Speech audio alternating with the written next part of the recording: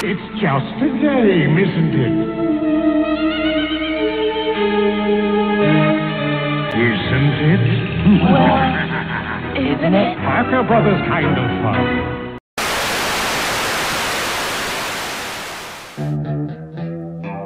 Ouija boards. Magical board games which open up a portal between our world and the spirit world. A special device in which communicating with the dead is possible. Or is it? Do these mystical board games hold the missing key between the living and the afterlife? Can we really communicate with loved ones who have passed? Or is it just mind over matter? What are the dangers of using such devices? Can they conjure up evil entities and demons? Or can they make users go insane? What are the repercussions of stepping out of our realm in search of communicating with the perpetual dreamscape of eternity that is the afterlife? Can Ouija boards really gift us with the ability to talk to spirits? Or is it all just one big clever hoax that has suckered us in for many years? Could the powers of the Ouija boards be more psychological than supernatural? And above all, what are the effects on society has the Ouija board brought with it? So peoples, today we are going to look into the phenomenon that is the Ouija board, as we investigate and try to peel back the layers to see if we can uncover the real truths behind this notorious and controversial board game. So get ready to hold up a crucifix while repeatedly chanting "The power of Christ compels you" as we investigate the Ouija board.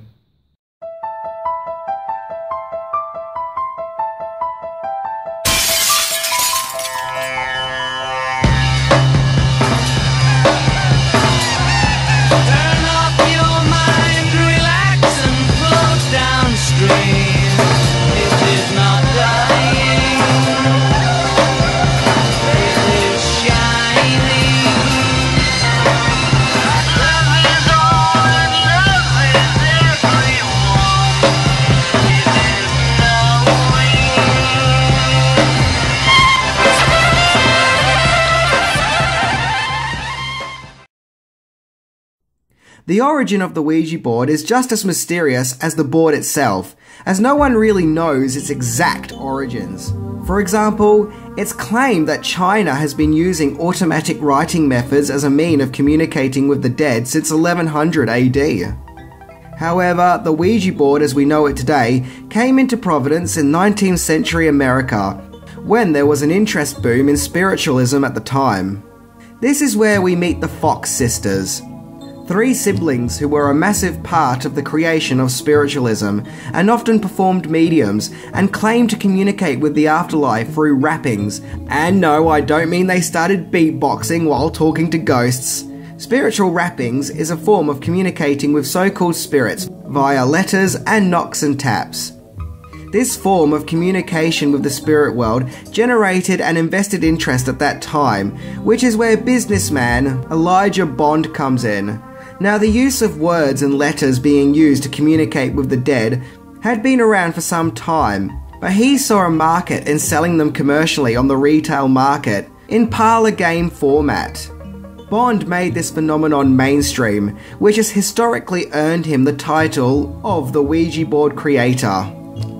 When they first started in the commercial market at that time, they were simply known as talking boards or spirit boards, and were sold in toy shops, which boasted to be fun for the whole family, magical devices which answers questions about the past, present and future. It was seen as something of an amusing novelty, claiming to be a link between the known and the unknown. The design was simple, yet effective. They were flat boards with the numbers 0 to 9 printed on them, along with the words yes, no, hello, and goodbye, along with other symbols. Not to mention, of course, the letters A to Z. And the recommended playing age was 8 years onwards, and no, I am not kidding. The board games also came with a wooden or plastic pointer, known as a planchette, in which, in order to communicate with spirits, all users are required to place one finger on the planchette in order for it to move around and for the so-called spirits to spell words out. In some cases, a planchette isn't even required, but instead a glass would do the trick. And if you're poor and can't afford to buy a Ouija board, a makeshift one is easy to put together. By 1901, businessman William Fuld took over production of the talking board games, to which, under his management, the board game got its name Ouija, which is apparently an ancient Egyptian word which means good luck.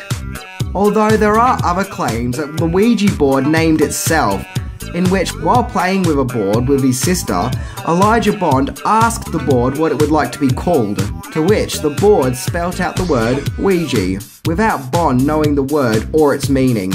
Once again, supposedly.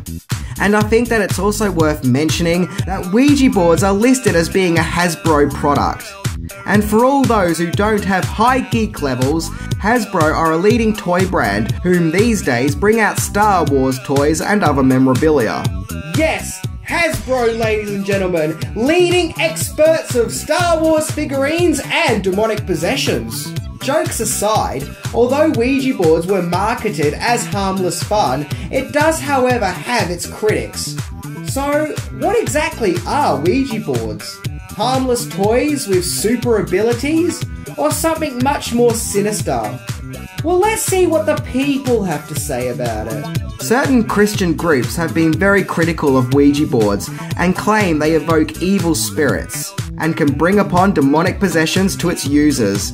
Scientists claim that there is nothing supernatural whatsoever about the phenomenon of the talking Ouija boards, and claim that the planchette tends to spell out words that is on the minds of the users who are holding it, and that it's more mind over matter, and that users tend to move the planchette subconsciously without even knowing it.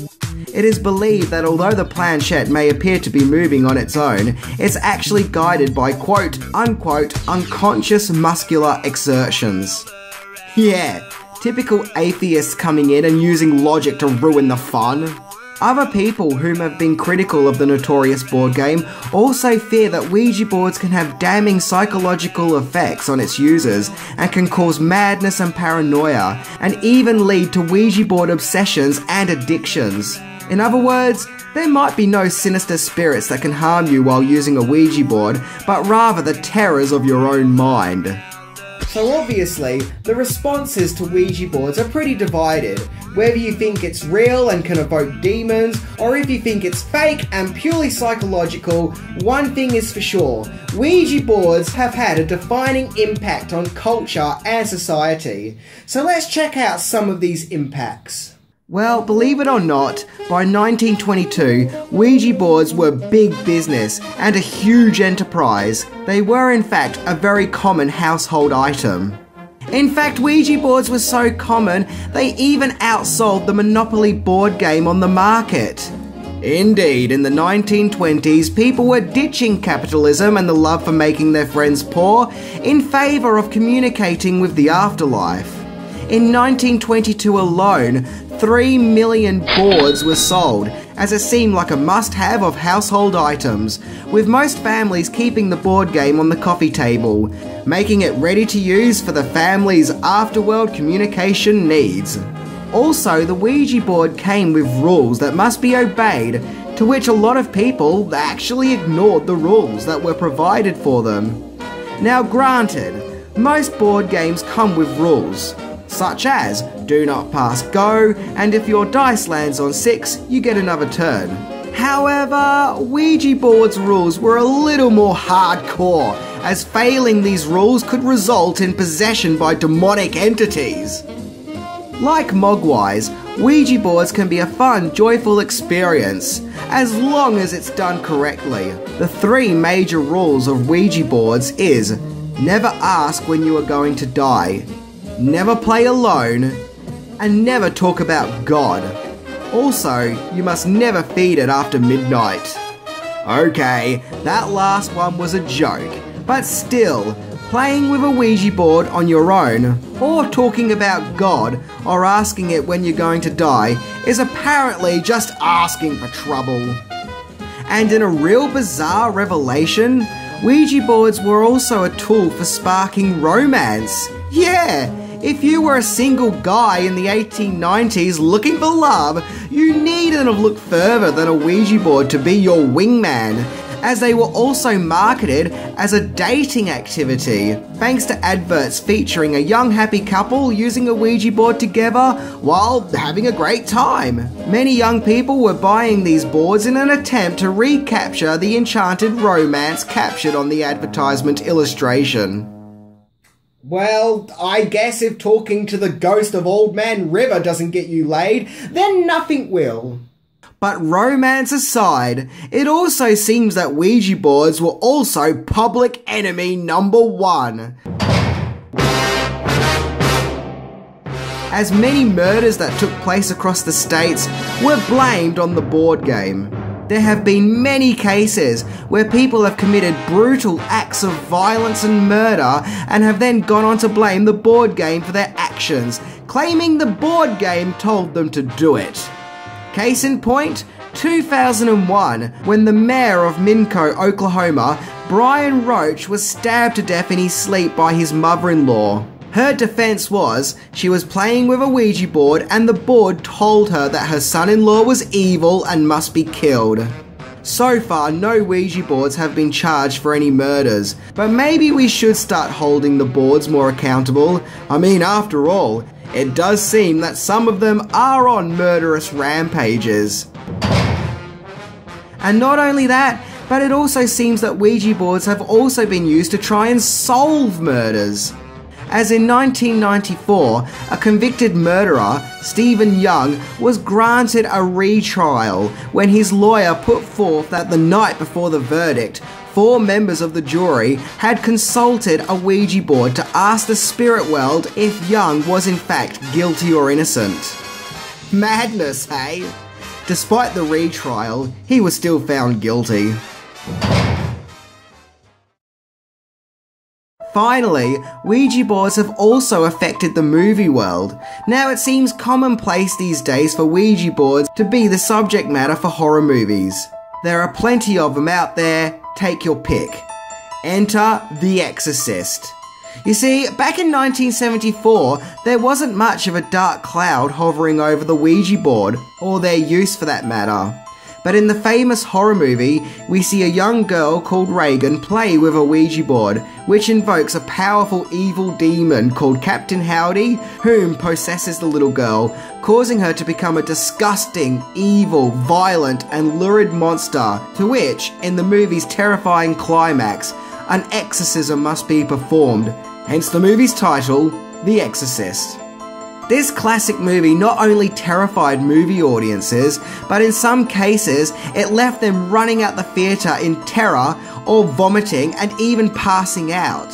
So naturally, because of The Exorcist, sales had dramatically dropped with the Ouija board, with many Ouija board owners destroying their boards out of fear that these board games are actually gateways to demonic possession, and that they too may end up having spinning heads and weird green projectile vomit.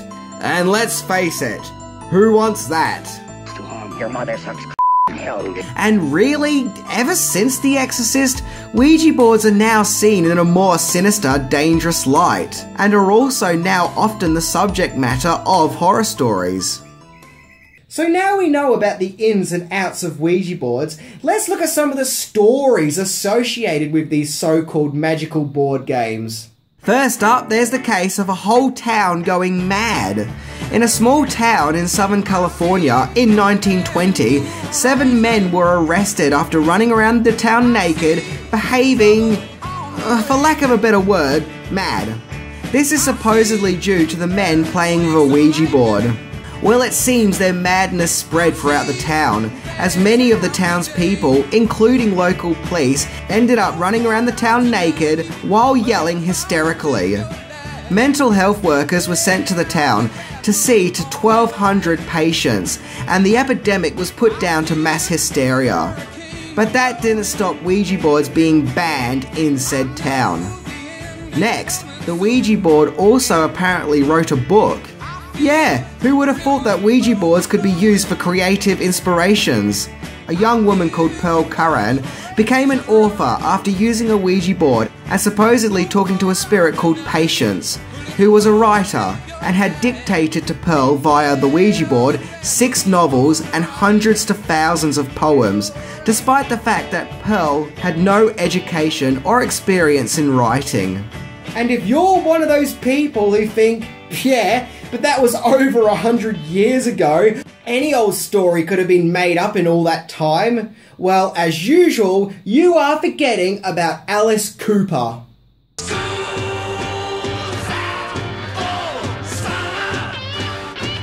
Indeed, American rock sensation Alice Cooper claims that he got his stage name after consulting a Ouija board.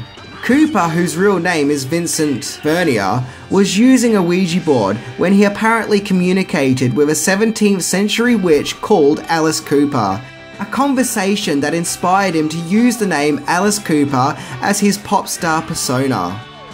Once again, apparently, of course. Cooper isn't the only celebrity who conjured up spirits via Ouija board. Actress and former Playboy bunny, Bridget Margot, claims that she asked her mum to buy her a Ouija board, and one afternoon she was playing around with it with her cousin, to which the planchette started spinning out of control and flew off the board, and her cousin ended up with 3 signs of the cross carved into her body, which then mysteriously disappeared.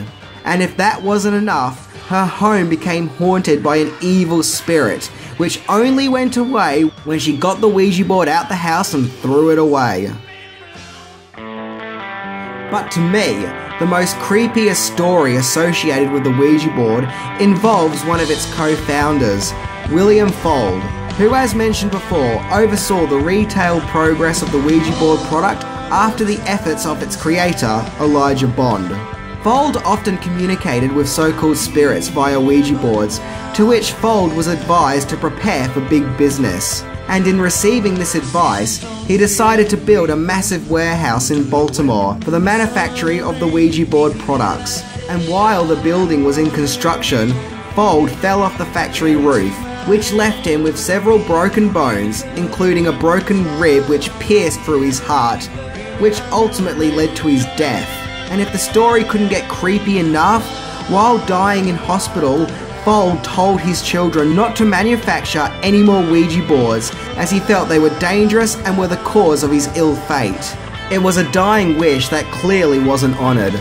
A wish that was denied, that would actually go on to change and shape the way we look at the spiritual world, and challenge our perception on life and death, along with the possibility of an afterlife. For better or for worse, when Fuld died, his dying wish was to see Ouija boards cease right there and then. But obviously, time has dictated otherwise. Whether or not Ouija boards are magical vessels for communicating to the afterlife, or just psychological trickery, or if they are indeed very dangerous, or tools that can be used to communicate with loved ones, or if they do lead to madness and insanity and should just be left alone, one thing is for sure: Ouija boards were an important part of our society a long time ago, and represent a time when the human race became curious and wanted to answer questions of the unknown. Ouija boards are without a doubt byproducts of our own desire in knowing the truth, of knowing if there is life after death. And no one can be faulted for having the desire to investigate this question. But another thing that is definite is that there is a dark cloud that looms over the Ouija board. A dark cloud of terror and danger. A cloud which dictates maybe we shouldn't mess about with things that we don't yet fully understand. Maybe we are not ready to, and maybe we don't have the right to that power. A cloud which many claim enforces the fact that these board games are evil and can invoke demons. A cloud so dark and cautionary it has to make us ask, is using this product even worth it? Should we just focus on living life to its fullest, rather than becoming hell-bent on trying to discover secrets of what we will inevitably discover one day? Personally, I'd rather live life, rather than a life that focuses too much on death. So that was my investigation into the weird, strange, surreal, and creepy world of Ouija boards. I know there are many people who believe they are real, and will defend that ideology to the end of the world and back. And that said, I also know that there are people who believe they are not real and will also defend that ideology to the ends of the world and back.